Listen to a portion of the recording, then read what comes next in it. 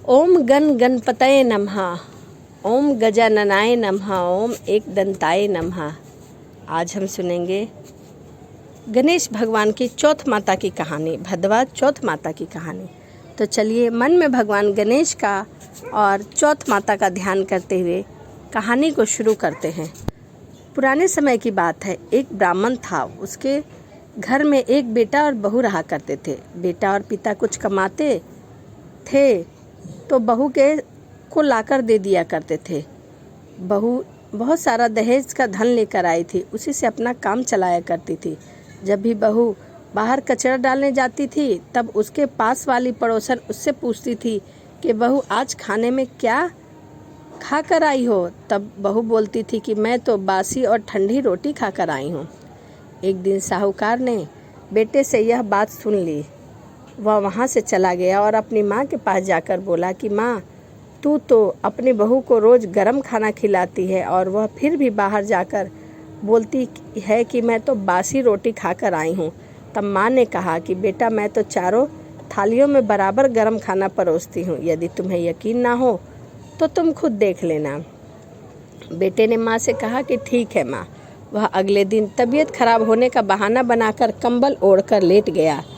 तब उसको यह देखकर आश्चर्य हुआ कि बहू ने तो गरम गरम खीर और खाड़ का भोजन किया है। और जब बहू बाहर गई तब उसके पीछे पीछे जब बेटा गया तो वह अपनी पड़ोसन से कहने लगी कि मैं तो आज बासी रोटी खा कर आई हूँ। इसी बात को वह दोहराने लगी। उसका पति उससे पूछने लगा कि तू तो अभी गरम गरम खाना खाकर आई है और पड़ोसन से कह रही है कि मैं बासी ठंडी रोटी खाकर आई हूँ, तो क्यों झूठ बोलती है। तब उसकी विद्वान पत्नी ने कहा कि यह ना तो तुम्हारे कमाए हुए पैसे की रोटी है और ना ही तुम्हारे पिताजी के कमाए हुए पैसे की रोटी है। यदि हम इसी तरह बैठे बैठे धन का खर्च करते रहेंगे तो एक दिन कुएं में पानी की तरह समाप्त हो जाएंगे। इसके बाद उसका पति कमाने के लिए विदेश चला गया। पीछे से उसकी पत्नी 12 महीने का चौथ का व्रत करती थी। उसको विदेश में रहते हुए 12 वर्ष व्यतीत हो गए थे।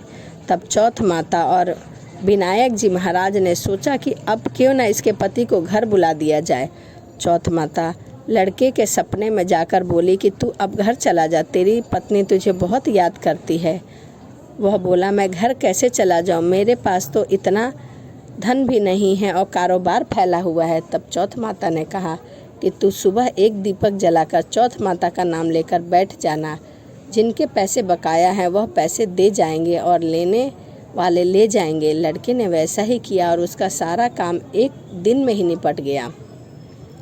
तब वह घर जा ही रहा था कि रास्ते में उसे एक सांप दिखाई दिया जो आग के पास जा रहा था। उसने सांप को आग में जाने से बचा लिया।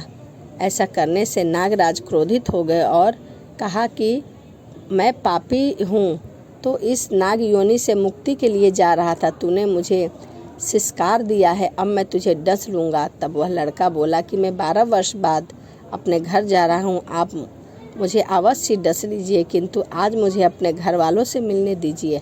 आप कल रात को आकर मुझे डस लेना। नाग ने उसकी शर्त मान ली और वह लड़का अपने घर चला गया। जब लड़का अपने घर गया तो वहाँ उदास पत्नी से पूछने लगा और सारी बात बता दी। उसकी पत्नी बहुत चतुर थी। उसकी पत्नी ने एक सीढ़ी पर दूध का कटोरा रख दिया, सीढ़ी पर बालू रेत बिछा दी, तीसरे पर फूल माला बिखेर दी, चौथी पर इत्र छिड़क दी, पांचवी पर मिठाई रख दी, छठी सीढ़ी पर जौ और सातवीं में रोटी रख दी। रात को जब सांप आया तो उसने सबसे पहले ठंडी ठंडी रेत में लेट कर आया। फिर दूसरी सीढ़ी पर दूध पीकर कहा कि मैं एक ब्राह्मणी के बेटे को डसने तो नहीं आया, लेकिन वचन दिया है इसीलिए डसना पड़ेगा। फिर हुआ फूल माला की सीढ़ी से होता हुआ प्रसन्न पूर्वक इत्र की खुशबू लेता हुआ वह ऊपर की ओर चला गया।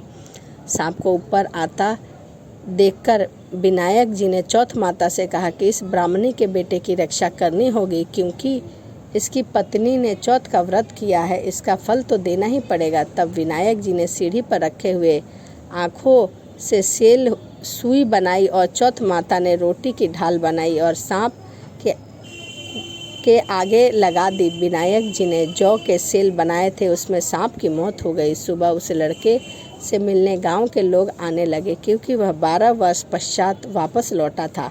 लोगों ने उसे आवाज़ दी, लेकिन वह उदास बैठा था, वह बोल नहीं रहा था। जब उन्होंने देखा कि सीढ़ी पर खून लगा हुआ है तो चिल्लाने, रोने, चीखने के, ब्राह्मण, आज तो तेरा बेटा मर गया। यह देखकर ब्राह्मणी भी जोर जोर से रोने लगी। आवाज़ सुनकर उसका बेटा नीचे आया और कहा कि माँ, मैं तो मरा नहीं हूँ, यह तो मुझे डसने आया था सांप, परंतु यह खुद ही मर गया।